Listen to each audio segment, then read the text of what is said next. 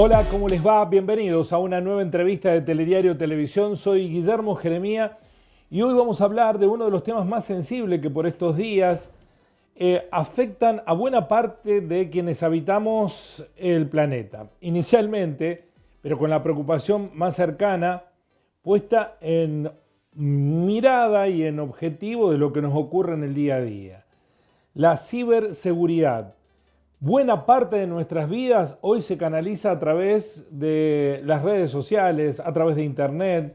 Nuestra vida, no digo completamente, pero parte de ella está online y se han multiplicado las estafas de distinta índole, algunas de corte económico, otro de corte, si se quiere, de persecución por razones personales.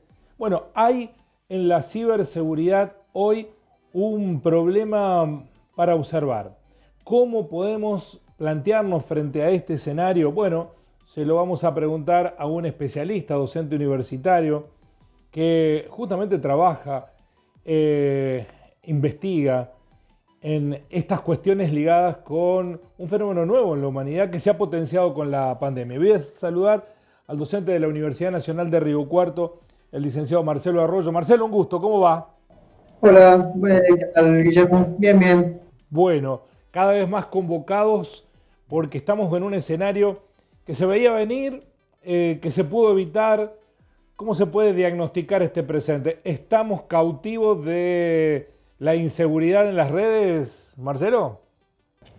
Y sí, mira, desde que se popularizó el uso de todo lo que es, bueno, las redes sociales y las comunicaciones digitales en todo, digamos, masivamente, digamos, básicamente Internet, ¿no? La evolución de Internet ha hecho de que bueno, los problemas de seguridad, en este caso la seguridad informática que le llamamos nosotros, hayan surgido. Internet en sus comienzos no fue diseñado teniendo en cuenta, digamos, los problemas de seguridad iniciales. Eso ocurrió pues, digamos, ¿no? Que Internet surgió un poco en el ámbito académico, si queremos, y bueno, eso ha hecho que todo ha llevado todo un tiempo de aprendizaje, ¿no? Tanto en ver cuáles eran las amenazas, los peligros, los problemas de seguridad que podían llegar a tener diferentes tipos de aplicaciones y, bueno, sus contramedidas, digamos, sus defensas, ¿no? Ujú. Y eso es un tema muy importante hoy en día en las ciencias de la computación. Hay una comunidad muy grande de investigación para tratar de solucionar estos problemas, ¿no? Tanto desde el punto de vista técnico como social también, ¿no? Hemos sido ingenuos frente al avance de este fenómeno. Digo, lo tomamos demasiado candorosamente y ahora estamos sufriendo las consecuencias. Y algo de eso hay, sí, sí, inclusive en aquellas aplicaciones en donde la seguridad es algo crítico, digamos, ¿no? O sea, todo lo que se ha convertido en aplicaciones o en operaciones en línea que conocemos hoy como transacciones bancarias, en fin, todo eso, se lanzaron y en muchos casos, digamos, no existen medidas de seguridad muy efectivas, podríamos decir, o muy robustas. Inclusive, a veces no es solo culpa de los usuarios, porque a veces los usuarios facilitamos mucho, digamos, algún ataque, digamos, de este tipo de seguridad, pero sino también que algunas instituciones responsables de garantizar la seguridad también, bueno, no han hecho las cosas del todo bien en muchos casos, digamos, ¿no? Ujú. Ahora, aquí pareciera no haber exceptuados de esta situación, porque vemos a diario afectados particulares, pero también grandes corporaciones que sufren hackeo, empresas multinacionales. Aquí no hay hijos intenados, somos todos iguales. Y un poco sí, porque nosotros decimos siempre de que, bueno, no hay un sistema 100% seguro, es extremadamente difícil garantizar la completa seguridad de un sistema, principalmente porque los sistemas hoy en día son muy complejos, ¿no? La mayoría de los sistemas no son sistemas simples como eran allá en la década del 80 o del 90, que hasta una única persona podía, de alguna manera, podríamos decir, manejar o entender un sistema. Hoy en día eso es imposible, tenemos sistemas extremadamente complejos, sistemas de software me estoy refiriendo, y sistemas de computación en general. Y bueno, y tener en cuenta de que ese sistema no tenga algún tipo de vulnerabilidad realmente es uno de los grandes desafíos que se enfrenta a la disciplina, digamos, justamente. Y yo siempre digo que si no hemos sufrido ataques es porque tuvimos la suerte de que todavía no hemos sido elegidos como víctimas, ¿no? Sí, porque ahora hay un valor de transacción, ¿no? Los ataques son a cambio de dinero. Bueno, no es ni de criptomonedas, de no sé cómo se le llama. Sí, sí, hay algunos ataques que por ahí son producidos simplemente por lograr vulnerar algún sitio nada más, pero hoy están de moda, bueno, los famosos estos tipos de virus que se conocen como los ransomware, que son los virus de secuestro, que se llaman los secuestros de información, ¿no? Que, bueno, nos piden un rescate para poder después recuperar la información, ¿no? Eso es muy grave y ha habido ataques, por ejemplo, instituciones financieras, y como decías vos, grandes instituciones con equipos de seguridad muy bien formados, con unos presupuestos gigantescos abarcados a la ciberseguridad, y aún así han sido vulnerados y han sido atacados, digamos, ¿no? El famoso caso de robo de criptomonedas, o, bueno, en fin, un montón de casos, de ejemplos que hay, inclusive de este último año, digamos, casos recientes, inclusive y en grandes corporaciones, ¿no? Como decías vos, con lo cual muestra que no es fácil, digamos, asegurar la seguridad de manera absoluta, ¿no? Ahora, pregunto, es una ecuación personal, corríjamela. Me parece que aquí hay tres órdenes de debilidades respecto o vulnerabilidades frente a las redes sociales. La primera está relacionada con lo delictivo, los que buscan aprovecharse de las redes sociales para organizar estafas, microestafas, las ciberestafas que utilizan las cuentas bancarias. Bueno, ahí hay una categoría de delito. Para mí la segunda categoría de delito está ligado con esto que acaba de mencionar usted. Los grandes ataques secuestrando la información. Pero también hay una tercera debilidad que es más imperceptible, que es cómo las grandes corporaciones que han desarrollado la vida online, y me refiero a Facebook, Instagram, cómo utilizan nuestra voluntad de participar para meterse en nuestras vidas, ¿no? Con la cuestión de los algoritmos. Yo no sé si eso es delito, pero sí que nos hace vulnerable. ¿Se puede establecer esas tres categorías de ciberinseguridad? Sí, sí, yo creo que esa es una muy buena clasificación, porque es cierto, el primer caso, digamos, que mencionás es un caso en donde, bueno, generalmente los usuarios podemos caer en una estafa o algo de eso, generalmente fruto de un engaño, ¿no? De alguna manera logran engañarnos, ¿no? De manera intencionada, y de alguna manera nosotros facilitamos, digamos, la información secreta, digamos, a esos usuarios. El segundo caso es perfecto también porque hay grandes organizaciones de ciberdelincuentes, podríamos llamarlo, ¿no? En donde tienen inclusive muchísimos recursos, y en algunos casos se dice que hasta están apoyados por gobiernos, ¿no? Y el tercer caso, esto de las redes sociales y de un montón de otras aplicaciones, digamos, que usamos cotidianamente, digamos, también se aprovechan de la poca o mucha información que damos, muchas veces la damos de manera inconsciente, tal vez, para justamente hacer negocios, básicamente. Eso genera valor porque esa información pues se venden entre las grandes corporaciones, ¿no? Hoy la información es valor. Y bueno, es un gran negocio, ¿no? El que hay atrás. Estas grandes redes sociales la cantidad de información que tienen sobre nosotros es infernal. No solamente en estas aplicaciones de redes sociales, sino que pensemos en toda la información que tiene una empresa de telecomunicaciones como de telefonía celular de nosotros. Hay un caso paradigmático de un legislador alemán que hace unos años exigió que la empresa telefónica le diera toda la información que tenían sobre él, sobre llamadas, sin necesidad de acceder a sus contenidos de llamadas o de mensajes, pero sino mensajes de dónde, de qué número a qué número, y eso se lo dio una empresa especializada en seguridad, y lo que hicieron fue reconstruir 6 meses de su vida, simplemente con esta información, en donde prácticamente se elaboró un mapa de lo que esa persona prácticamente hizo o no hizo durante todo ese tiempo. Entonces, con solo esa información, que parece que no es mucha, solamente de quién llamó a quién, por cuánto tiempo, se pueden establecer una cantidad de relaciones y asociaciones que es impresionante, ¿no? Prácticamente uno puede reconstruir o perfilar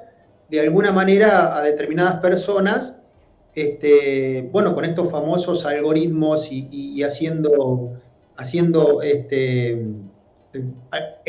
relaciones, estableciendo nexos entre eventos y situaciones, ubicaciones, y, en fin, ¿no?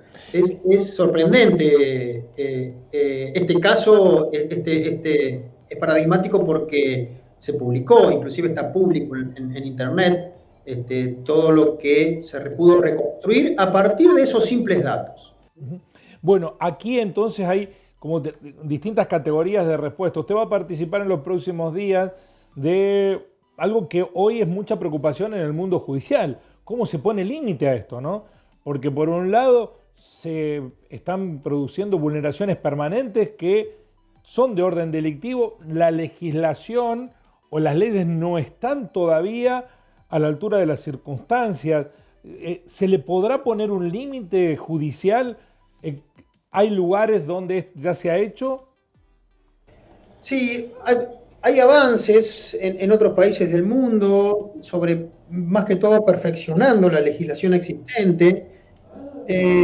Y además yo quiero traer a colación también, que es lo que quiero remarcar en estas charlas que vamos a dar, porque a mí es algo que me preocupa mucho y que no solamente es desde el punto de vista normativo o legal, sino de cómo se investigan estos delitos. Estos delitos son muy difíciles, algunos de estos delitos son muy difíciles de investigar, ¿no? Por ejemplo, si un ciberataque, una de las primeras cosas que hace un atacante va a ser tratar de ocultarse. Entonces va a depender de la habilidad del atacante, cómo se oculta o qué falsas pistas deja para que después cualquier investigación lleve a confundir a los investigadores y a ir por otra pista, ¿no? Y ha pasado, digamos, ha pasado en nuestro país y otra parte del mundo en donde se culpa, se termina culpando o al menos imputando a gente totalmente inocente, digamos, ¿no? Por eso digo que no solo el problema es de la parte legal, sino que también hay una parte procedimental, podríamos decir, que hace que la investigación de un delito de este tipo sea muy difícil de hacer. Y yo creo que hay mucha gente que tiene que especializarse, tanto en la justicia como los peritos, como todo eso. Es todo un ecosistema, digamos, que tiene que evolucionar. Sí, ahí da la sensación que lleva la delantera, pero por amplio margen, aquellos que están organizados para delinquir y no aquellos que debieran organizarse para descubrir o sancionar ese delito. Hay una brecha enorme. Sí, sí. Y además, digo esto, que me preocupa mucho cómo se encaran estos problemas, porque también hemos tenido casos en la Argentina en donde un denunciante de una vulnerabilidad, ¿no? Tenemos varios casos ya para poder traer como ejemplo. Esos denunciantes han sido procesados, ¿no? Entonces, eso no ayuda para nada, ¿no? Porque si hay alguien que, digamos, el término hacker hoy en día se utiliza un poco bastante mal, porque la idea del hacker era es una persona que intenta descubrir cómo funcionan las cosas, y analizarlas en profundidad y eso. Y hoy se habla de hacker como un atacante, digamos, ¿no? Y la idea de un hacker es alguien que a lo mejor hace un análisis de seguridad o descubre algún problema de seguridad en algún sistema, y generalmente lo que hace el buen hacker, digamos, lo que diríamos generalmente es denunciarlo, darlo a conocer, dar a conocer la vulnerabilidad. Pero hemos tenido algunos casos, inclusive en nuestro país acá, en donde quien divulga esta vulnerabilidad o quien inclusive ha ido a las instituciones correspondientes a decir, miren que acá acabo de encontrar una vulnerabilidad complicada que puede afectar al sistema de diferentes maneras, ha terminado siendo el denunciado y el imputado, ¿no? Sí, sí. Entonces, eso es muy grave porque eso desalienta las denuncias de vulnerabilidades, digamos, de alguna manera. Bueno, está también la cuestión ética de por medio, ¿no? Los más conocidos, Julian Assange o Snowden, que uno está preso a punto de ser, si se supone que esto termine como uno lo observa, condenado por años por haber vulnerado un sistema y descubierto que el principal país del mundo manipulaba la información en favor de sus estrategias geopolíticas. Otro terminó exiliado en Rusia. Digo, aquí hay también un debate muy interesante respecto de hasta dónde le vamos a permitir que se avance con esta inseguridad, ciberinseguridad. Es difícil encontrarle el límite. Sí, es muy difícil porque, y es cierto, la parte ética es fundamental en el sentido de que también hay que determinar qué cosas son delitos y qué no. Claro. Porque podemos empezar a discutir si divulgar cierta información que compromete a alguien más y que esa información demuestra acciones delictivas, si eso en sí, esa divulgación de la información es un delito o no, digamos, ¿no? Eso también es una cosa que hay que discutir, ¿no? Que a mucha de esta gente está siendo acusado básicamente de divulgar información, ¿no? Sí, claro. Y la otra cuestión está ligada con las ciberestafas, ¿no? Hoy vemos casi como una cuestión de todos los días, bancos que culpan a sus clientes por dinero que faltaron de sus cuentas, siendo que el cancerbero de esas cuentas es la entidad financiera que no se hace cargo de esta situación. Ahí hay un terreno muy difícil de determinar y en términos judiciales se ha invertido. Uno tiene que demostrar que no hizo lo que le hicieron. Es al revés de lo que ocurre con el Poder Judicial tradicional, en donde te tienen que demostrar que vos sos el autor de determinado delito. Se ha invertido allí la carga de la prueba. Claro. Ahora tenemos que demostrar la inocencia, aparentemente. Exactamente, ¿no? Sí. Y sí, además, bueno, en algunos casos que se han dado a conocer últimamente de vaciamiento de cuentas y esas cosas, en donde inclusive el usuario no tomó ninguna acción, o sea, ni siquiera fue estafado, el usuario ni se enteró que le robaron la cuenta porque se dan un montón de vulnerabilidades en los procesos y en los sistemas de otro tipo. Por ejemplo, a mí personalmente me parece que algunas operaciones, por ejemplo bancarias y estas cosas, no pueden ser simplemente online. Si fueran online, hay que tener un montón de medidas de seguridad incorporadas, como por ejemplo un cambio de titularidad. Un cambio de titularidad de una cuenta es algo muy serio. O, no sé, sacar un crédito de una cuenta, ¿no? Yo no creo que eso se pueda hacer, que eso sea seguro hacerlo con un simple clic, digamos, ¿no? Entonces, uno debería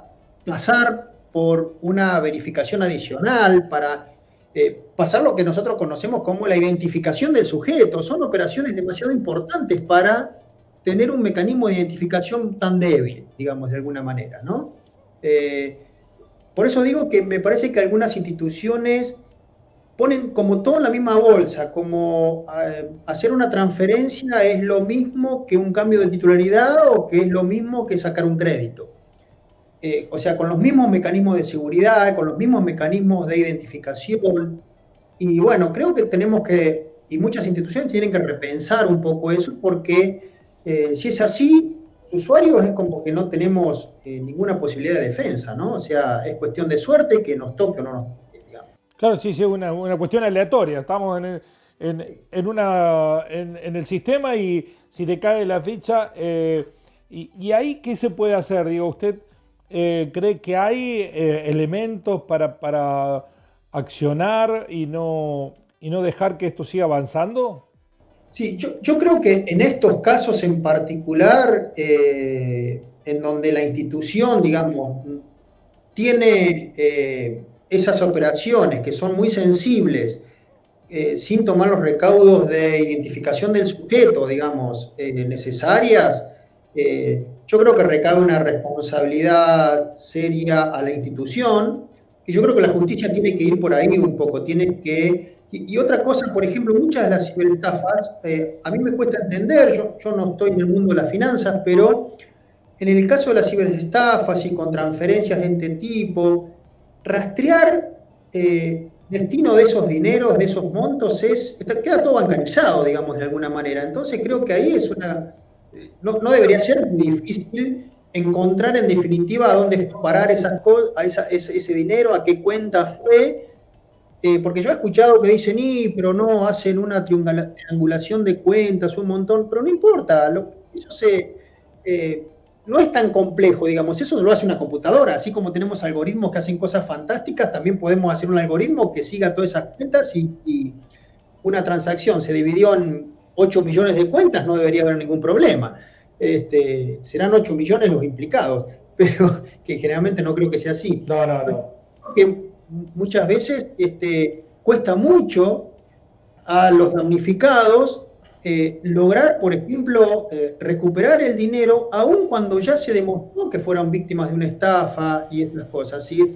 Eso es una cuestión puramente técnica que no debería ser un gran problema, digamos, porque todo está todo informatizado. En ese caso es una ventaja, digamos. Sí, sí. Marcelo, en el final, me gustaría, porque hay mucha gente que está tan alejada de la informática como yo, recomendaciones que se pueden hacer, porque en el mientras tanto, ¿cómo nos cuidamos? A mí me preocupa mucho, yo no sé si es mito o realidad, que uno está hablando en una reunión de amigos, tiene el celular cerca o no demasiado cerca y habla de, no sé, disco de los Beatles y a los 2 segundos aparece en tus redes sociales, en Instagram, en Facebook, cosas relacionadas con los discos de los Beatles. ¿Eso qué es?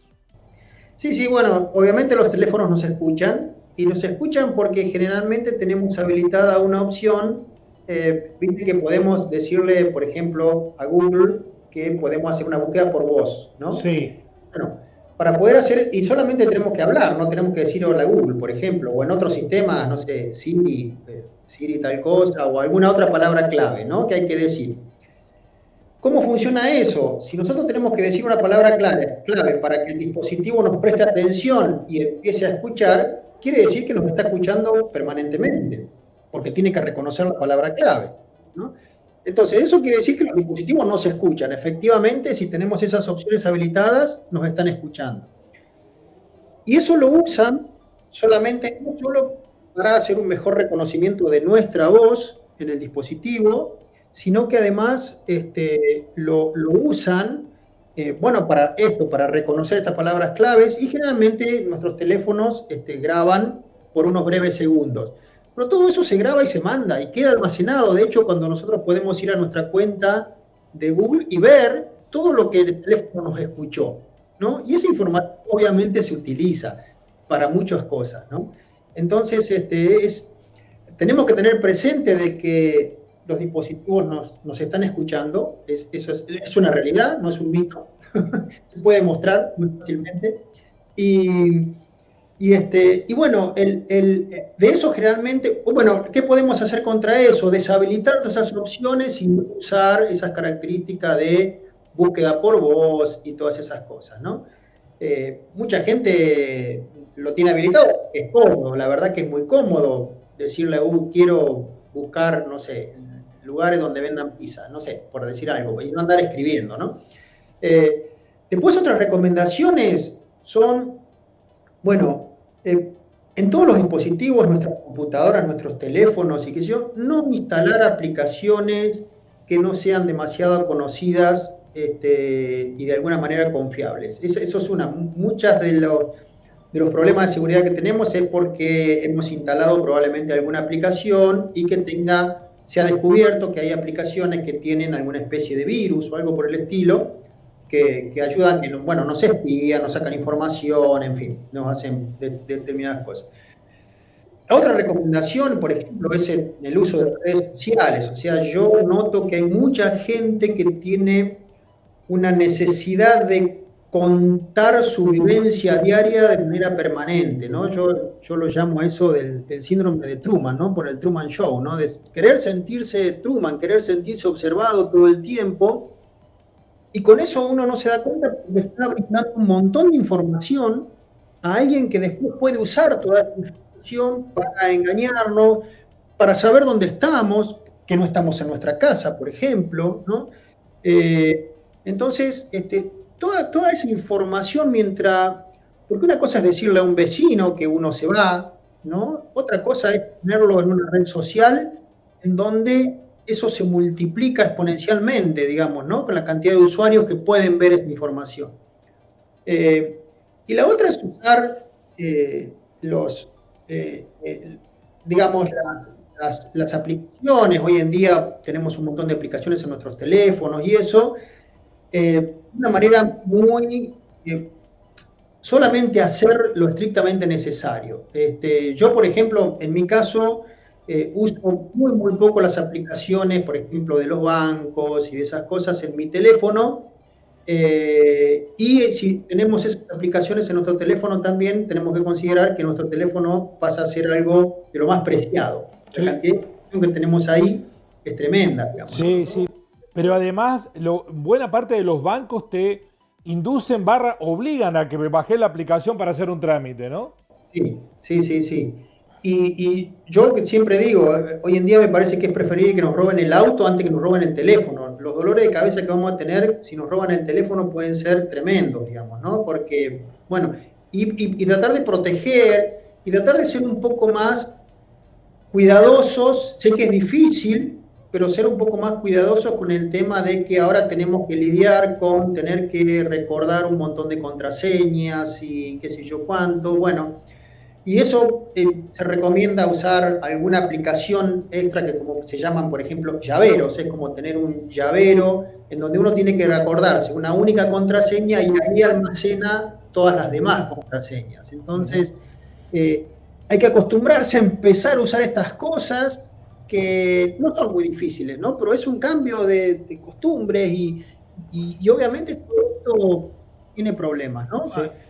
Paradójicamente, Marcelo, para terminar, se pensaba que la vida en línea nos iba a hacer más libres y da la sensación que nos ha hecho más cautivos. Yo creo que sí, sí, yo creo que sí. Es curioso, yo veo que mucha gente, por ejemplo, de nuestra disciplina en ciencias de la computación, no usa demasiado las redes sociales. Es como que al principio sí, nos cautivó un poco y después vimos que no era gran cosa. Seguimos usando el correo electrónico, por ejemplo, y mucho, y con cuidado también. Pero bueno, sí, nos ha hecho, y además uno de los problemas de la seguridad informática es, por ejemplo, lo que llamamos confidencialidad. Entonces, creo que mucha gente no está teniendo en claro qué es lo que es algo confidencial o qué otro tipo de información hace falta para inferir algo confidencial. Entonces, mucha gente divulga demasiada información que eso después permite a un atacante inferir información confidencial. Entonces creo que ahí está un poco todas las razones de todos los problemas de seguridad que hay y de estafas y de todo lo demás, ¿no? Y hay que ser muy cauteloso, ¿no? Siempre es muy fácil, es que cuando nos dicen que nos van a dar plata por algo que no sabíamos que nos iban a dar, siempre sospechar. Bueno, como decían las abuelas, cuando la limón es grande, hasta el santo desconfía, ¿no? Sí, sí, sí. Marcelo, ha sido una linda charla y nos ha permitido también darnos un baño de realidad respecto de lo endeble que estamos, respecto de algo en que nos abrimos plenamente con una predisposición sorprendente sin tomar los recaudos. Gracias por ayudarnos a entender. No, no, muchas gracias por la invitación. Muy amable, un gusto. Bueno, la ciberseguridad, un problema en esta sociedad de grande, mediana y pequeña escala. Todos lo tenemos y debemos nosotros mismos empezar a encontrar los remedios para esta enfermedad. Nos encontramos en una próxima entrevista de Telediario Televisión. Así son las cosas.